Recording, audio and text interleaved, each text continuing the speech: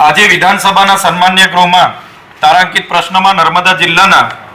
જે જંગલ વિસ્તાર છે જ્યાં ખેતીવાડીની લાઈન વીજળી પહોંચી નથી શકતી ત્યાં પીએમ કુસુમ યોજના અંતર્ગત સિંચાઈ માટે જે સોલાર પંપ આપવામાં આવે છે એને લઈને ચર્ચાઓ હતી ત્યારે માનનીય મંત્રીશ્રીને અમે જણાવ્યું કે એમાં યુએસપીસી જે યુનિવર્સલ સોલર પંપ કંટ્રોલ કે સિંચાઈના સમય સિવાયના જે ઉર્જા સોલર દ્વારા સંગ્રહ કરી શકે અને એ ઉર્જાનો ઘર વપરાશ કૃષિ અને પશુપાલનને લગતા સાધનો ચલાવી શકાય એના માટે સોલર પંપમાં યુએસપીસી લગાડવા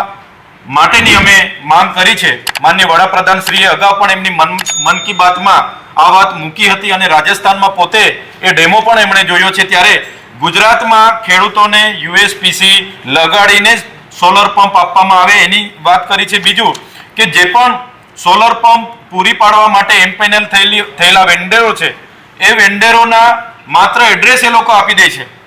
ખેડૂતને જ્યારે કોઈ સ્ટાર્ટર બગડે મોટર બગડે કે કંઈ પણ થાય એના રિપેરિંગ માટે ત્યાં કોઈ પણ જગ્યાએ સર્વિસ સ્ટેશનો હોતા નથી જેને કારણે કંપનીમાં પંપસેટ ખેડૂત મોકલે અને પંપસેટ બનીને આવતા અઠવાડિયું કે 15 દિવસ લાગે તો એ પાક પણ સુકાઈ જતા હોય છે। આજે અમે માનનીય મંત્રીશ્રીને કીધું છે કે તાલુકા કક્ષાએ દરેક વેન્ડરનું પોતાનું સર્વિસ સ્ટેશન હોય અને જ્યારે પણ કોઈનું કંઈ બગડે છે તો ત્યાંનું રિપેરિંગ થાય એની માંગણી અમે વિધાનસભાના ગૃહમાં કરી છે। ત્રીજું જે પણ વેન્ડરો જેને પણ એમપેનલ કરવામાં આવેલા છે 2-3 એજન્સીઓ સિવાયના જે બીજી એજન્સીઓ છે જેમ કે દર્શનીલ ઇલેક્ટ્રોમેશન છે અને રોટોમક મોટર જેવી એજન્સીઓ દ્વારા ફોર્મ ભરતી વખતે પણ આજે મંત્રીએ કીધું કે 1 રૂપિયો ખેડૂતોએ આપવાનો નથી છતાં ફોર્મ ભરતી વખતે આ દર્શનીલ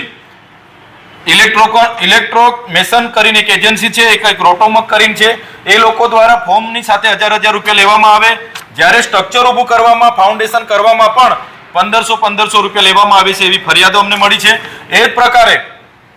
જે એસ્ટિમેટ પ્રમાણે 300 ફૂટ મોટર બોરની અંદર ઉતારવાની માટેની જોગવાઈ છે ત્યારે આ કંપનીઓ 200 મીટર 210 ફૂટ કે 230 ફૂટ 250 ફૂટ અમુક કંપનીઓ ઉતારીને મોટર અદ્ધર લટકાવીને જતી રહેતી હોય છે જેના કારણે કલાક 2 કલાક જ સિંચાઈનું પાણી ચાલે અને મોટર બંધ થઈ જતી હોય છે ત્યારે એસ્ટિમેટ પ્રમાણે એની ક્વોલિટી જે પણ સ્પેસિફિકેશન નક્કી થયા છે એ પ્રમાણે જ ત્યાં કામ થાય એની તપાસ કરવામાં આવે એની પણ અમે આજે વિધાનસભાના સન્માન્ય ગૃહમાં માંગ કરી છે। બીજો જે મારો તારાંકિત પ્રશ્ન હતો કે નર્મદા અને છોટાઉદેપુર જિલ્લામાં જેટલા પણ પ્રાથમિક આરોગ્ય કેન્દ્ર છે સામૂહિક આરોગ્ય કેન્દ્ર છે જનરલ હોસ્પિટલો છે એમાં સવર્ગનો કેટલી જગ્યાઓ ખાલી છે તો આપ જોઈ શકો છો લગભગ 30% જેટલી જગ્યાઓ તમામ વર્ગ 1 વર્ગ 2 વર્ગ 3 અને વર્ગ 4ની આજે એ વિસ્તારમાં ખાલી છે। એ જ પ્રકારે અમે આરોગ્યમાં જ્યારે આ વર્ષે પણ 25,000 કરોડથી વધુ બજેટ ફળવાયું છે અમે આરોગ્યમાં આટલું મોટું બજેટ હોય તો અમે પીએમજેવાય અંતર્ગત નર્મદા અને છોટાઉદેપુર જિલ્લામાં કેટલા કાર્ડ ધારકોને એમાં લાભ આપવામાં આવ્યો એની પણ માહિતી માંગી છે। ત્યારે નર્મદામાં એમણે કીધું કે નર્મદામાં છેલ્લા 2 વર્ષમાં 30 કરોડની સારવાર હેઠળ જોગવાઈ કરવામાં આવી અને છોટાઉદેપુરમાં 47.21 કરોડની છેલ્લા 2 વર્ષમાં જોગવાઈ કરવામાં આવી। આમ નર્મદાની વસ્તી ખૂબ વધારે છે 30 કરોડ અને જે 47 કરોડની વાત થાય છે ખૂબ જ ઓછી નર્મદા જિલ્લાના લોકોને આનો લાભ થયો છે। એ જ પ્રકારે સાથીઓ મારો જે 84 ક્રમાંકનો જે પ્રશ્ન હતો વિધાનસભાના સન્માનના ગૃહમાં એનો જવાબ માન્ય મંત્રીશ્રીએ જે આપ્યો છે અમે પૂછ્યું હતું કે નર્મદા અને તાપી જિલ્લામાં સરકારી હોસ્પિટલોમાં આરોગ્ય કેન્દ્રમાં જિલ્લામાં કેટલી સબવાહિનીઓ છે। મારે દુઃખ સાથે કહેવું પડે છે કે સરકારે આ વિધાનસભામાં સ્વીકાર્યું કે એક પણ સબવાહિની નર્મદા અને તાપી જિલ્લામાં નથી। સાથીઓ નર્મદા જિલ્લો એ સ્ટેચ્યુ ઓફ યુનિટીનો જ્યાં આવી છે જે વિશ્વની સૌથી ઊંચી પ્રતિમા છે એ નર્મદા જિલ્લો છે ત્યાં નર્મદા બંધ આવેલો છે છતાં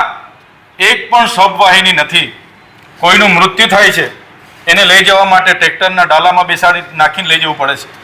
પિકઅપના ડાલામાં લઈ જવું પડે છે ક્યાંક ને ક્યાંક ઝોલીમાં લઈ જવું પડે છે। આ સ્ટેચ્યુ ઓફ યુનિટીના નર્મદા જિલ્લાની વરવી વાસ્તવિકતા છે એટલે આજે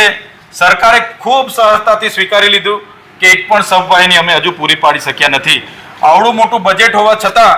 નર્મદા અને તાપી જિલ્લા સહિતના જિલ્લાઓમાં સબવાહિની ન પૂરી પાડીને સરકારની આ મનસા, સરકારની બેદરકારી આ છતી થઈ રહી છે. ધન્યવાદ.